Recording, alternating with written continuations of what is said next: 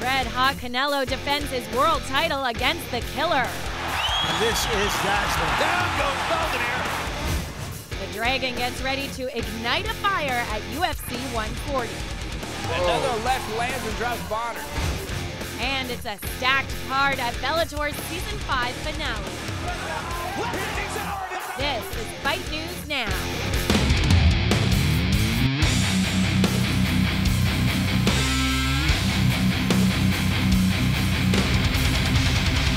Hey everyone, I'm Sarah Davis and you're watching Fight News Now. We're taking a look at what's going on in the sweet science and MMA this weekend, along with our expo that's coming up at the beginning of December. Our analyst Corey Erdman will help me break down the boxing, while John Ramdeen and Robin Black preview the MMA action. So let's get started with the championship bout that is set between the young undefeated Saul Canelo Alvarez and the veteran Kermit Cintron. Alvarez has knocked out 28 of his opponents and faces the toughest competition of his career in Cintron, who once held the IBF welterweight belt. Now John Pollock tells us more about this match that could catapult Alvarez up the ranks. At only 21, Saul Alvarez has compiled an impressive record as he remains undefeated with 38 victories to his credit. But with this accomplishment also comes pressure. Being touted as Mexico's next major star, Canelo has the spotlight shining on him every time he steps through the ropes. Canelo Alvarez, it looks like to me, is going to be a real good fighter. Throughout his climb into the mainstream circle, the young boxer has looked impressive. And this is dazzling. Down goes Belvedere on a rocket left hook. Alvarez swooped onto the radar and into the limelight after his unanimous decision victory over Matthew Hatton for the vacant WBC light middleweight title. Oh, good left hook, right hand, left hook again. Vicious body shot from Alvarez on Hatton here in round 7. Just 3 months after securing the belt, he would defend the championship in spectacular fashion with a 12th round TKO over Ryan Rhodes. Rhodes gets dropped. Referee stops it. In a gutsy performance with fellow countryman Alfonso Gomez, Alvarez had his heart tested, but pulled through, dropping Gomez in the first round. Now Canelo starts to get the jab going. And down goes Alfonso Gomez on a left hook. He subsequently stormed the veteran with power punches that would lead to somewhat of an early stoppage. Good right hand by Canelo up and under, and then a big right cross across the top. Gomez is badly hurt. Canelo's got a chance to finish, and the referee's gonna stop it right away. Too quick. Gomez was not out of there yet. Despite retaining the title and emerging as a star in the 154-pound class, Alvarez and his camp have been criticized for protecting his record. However, all criticism should cease in the next bout, which will be the most difficult of his career, as he prepares to take on a killer contender. Kermit, the killer, Cintron. The Mexican-Puerto Rican rivalry lives on when Alvarez attempts to defend his title against the most legitimate threat to his throne thus far in Kermit Cintron. A former WBO and IBF welterweight champion, Cintron found success in the division, but dropped both titles on 2 separate occasions to Antonio Margarito. Boom. That often finishes this kind of fight. Shortly after losing the IBF title in 2008, the killer moved up in weight to test his skills in the middleweight category. While Cintron looks impressive in outings against mid-card opposition, he has difficulty defeating higher quality talents. Such was the case in his bout with Paul Williams. Landed a little right hand. Williams landed a right hook inside also. Williams lands a left hand. Itching to reclaim a championship, the 32-year-old is motivated and focused on derailing Alvarez's reign. With more experience under his belt and having gone the distance with top pound-for-pound fighter Sergio Martinez, Cintron is confident in his abilities and feels that he can end the fight definitively. It's youth versus experience as these two middleweights collide.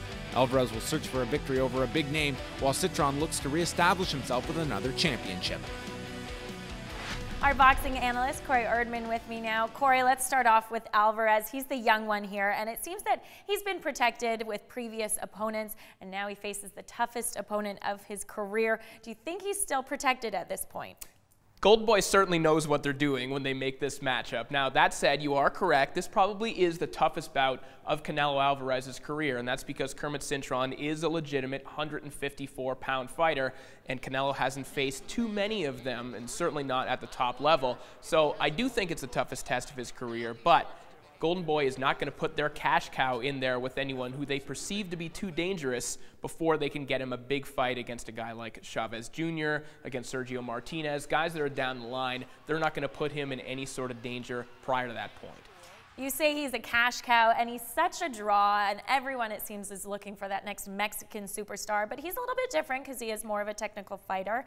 But do you think he can handle the pressure of becoming that next star? And he's different because he has red hair, and there aren't a lot of people in Mexico with red hair. He isn't the typical Mexican fighter, as you said. He's not your swarming kind of pressure fighter that we're used to see coming out of Mexico. He's a little bit more technical. He likes to step back and throw his combinations, but he's still a very hard puncher.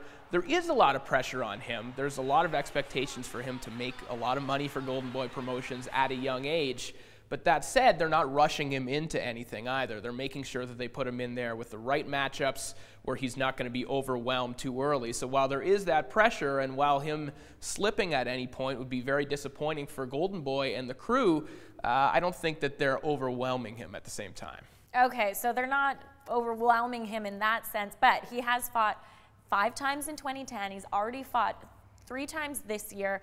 Don't you think burnout might become a factor? Yeah, that's something that they're going to have to be concerned with. And this is a guy who is just over 20 years old, and he's at 39 professional fights. And 5 fights in a year is something we don't typically see at this level of boxing. You'll see prospects maybe rattle off a couple 4-rounders, maybe 5 of them in the year.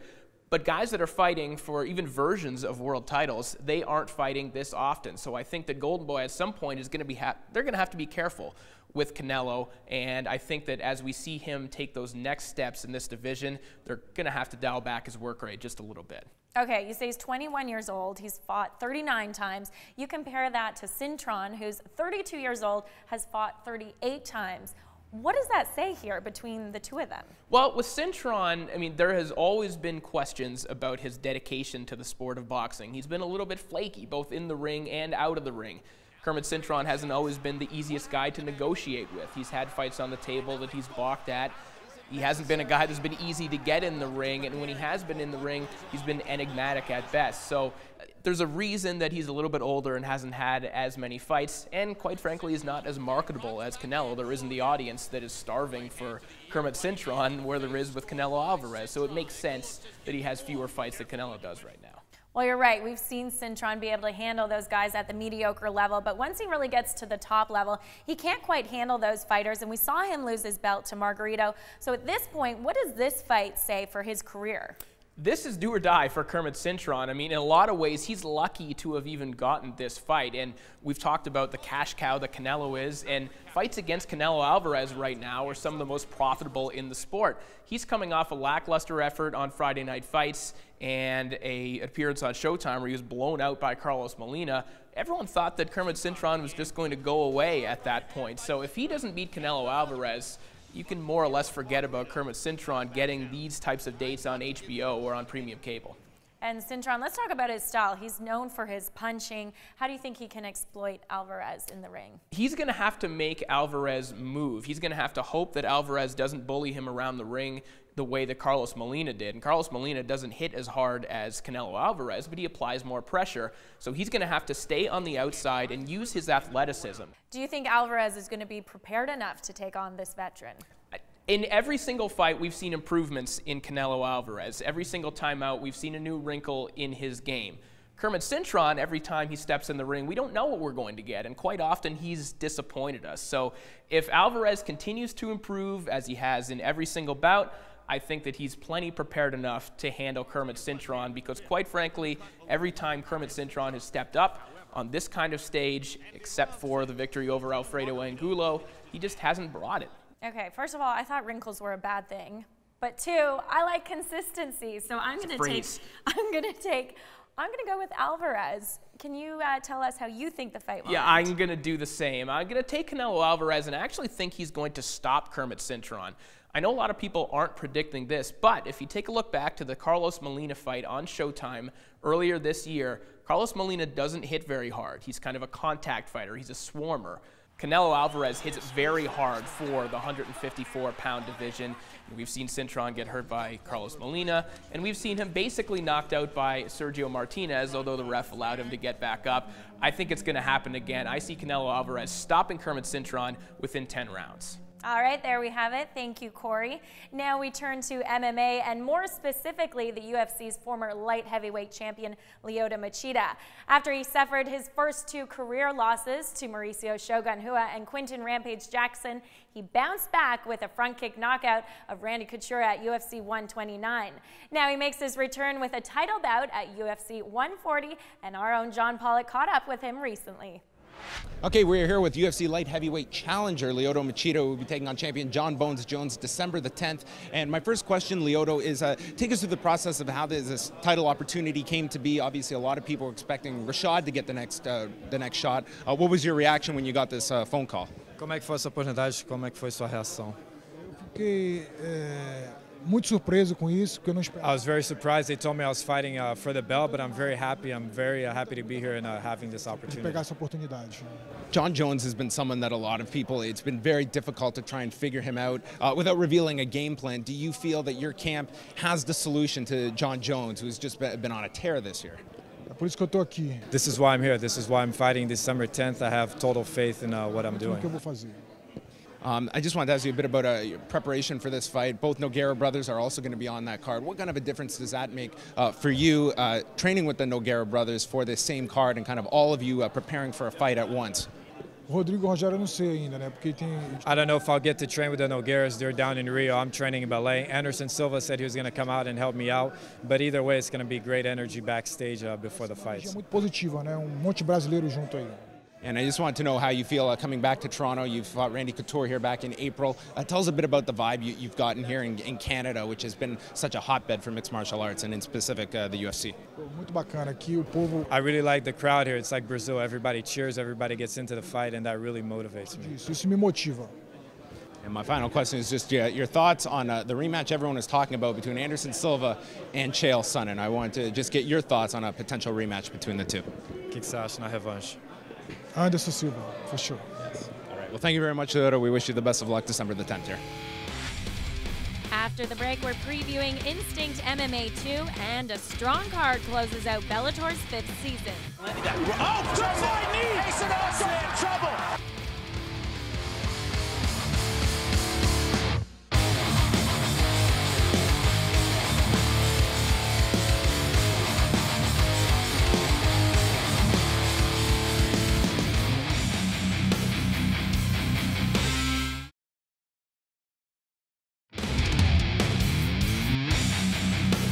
Season 5 kicked off this past September, and now it's the finale for Bellator Fighting Championships as they hold their 59th installment.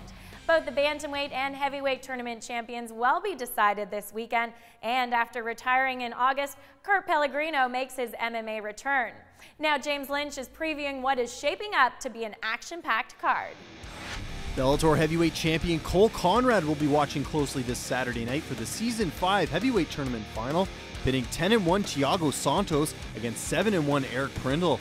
This matchup is a classic clash of styles, with the Brazilian being the submission specialist. Rear naked choke now, set up and centers the tap! The American Soldier, meanwhile, boasts an impressive stand-up game, as shown in his last fight against Ron Sparks. Low kick, oh, good right hand, that's it! Huge right hand, and that is it! It's no secret the Top Brother product will want to get this fight to the mat, while Prindle will look to connect with his granite left hand. This is our bantamweight tournament final. Alexis Villa versus Eduardo Dantas. Give it up for him, ladies and gentlemen. 22-year-old Brazilian prodigy Eduardo Dantas battles an opponent 18 years his senior in 40-year-old Alexis Villa. If the Nova União product wants to hand the former Olympic wrestler his first loss, they'll need to utilize his 6-inch reach advantage and keep the ATT pupil from landing his deadly left hand. Left hand, he's out, that's unconscious! The winner earns the $100,000 prize and a shot at Zach Makovsky's 135-pound strap. And now the Season 4 lightweight tournament champion, Michael Chandler. After losing to Michael Chandler in the Season 4 lightweight final. Brazilian Patrick Pitbull Freite returns aiming for another berth in the upcoming lightweight tournament when he faces 12-time UFC veteran Kurt Pellegrino. I didn't like being retired.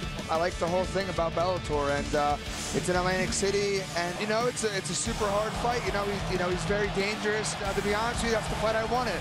So I think that we're going to test him. We're going to see how good he is. If Batman hopes to emerge victorious in his Bellator debut, he'll need to use his wrestling and ground and pound attack, similar to the game plan implemented by Michael Chandler in his win over the Brazilian.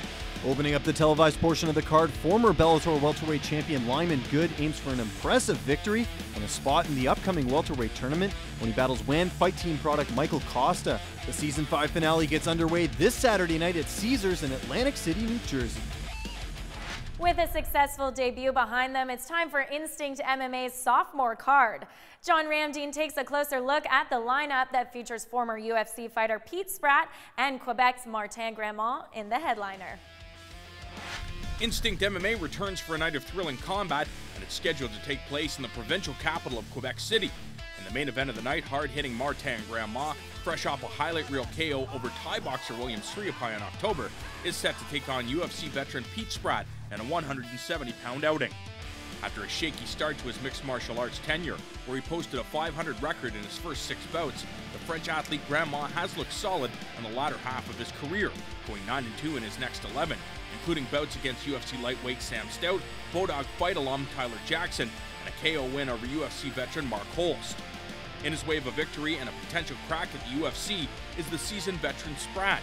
The secret weapon has been involved in the sport of mixed martial arts for more than a decade, having faced some of the sport's premier competitors during that period, such as Josh Koscheck, Carlos Newton, and Georges St. Pierre.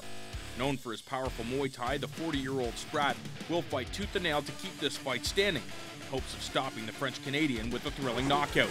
Oh, there's the lead hand! I told you!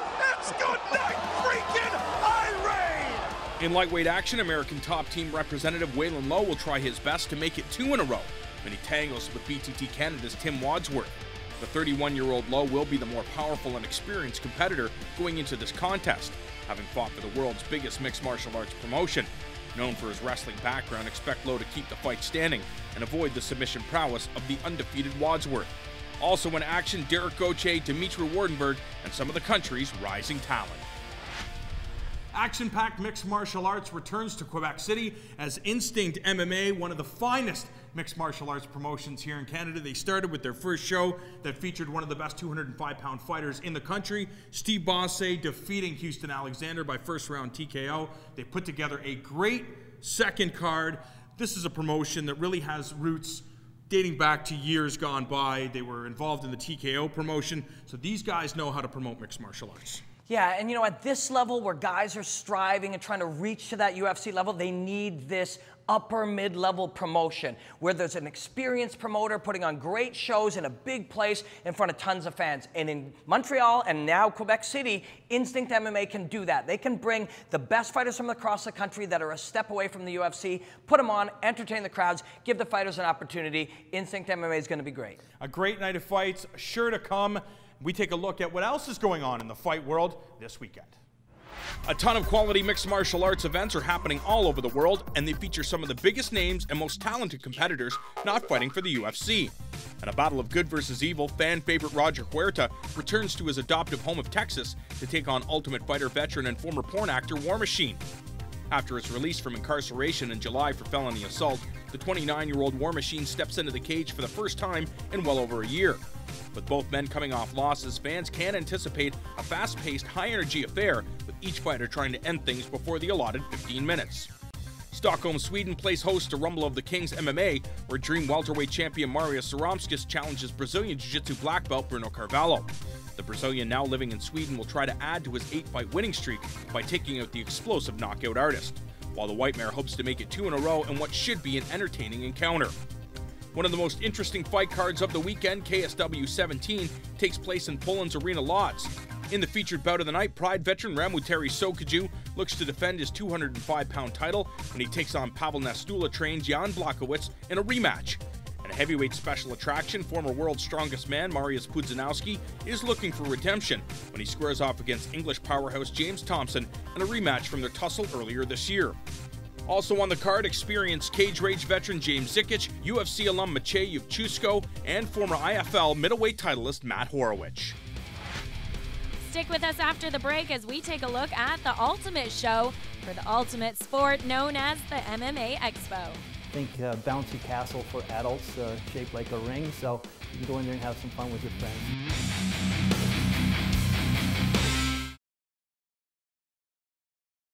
This segment on Fight Network is brought to you by Iron Core Performance Training.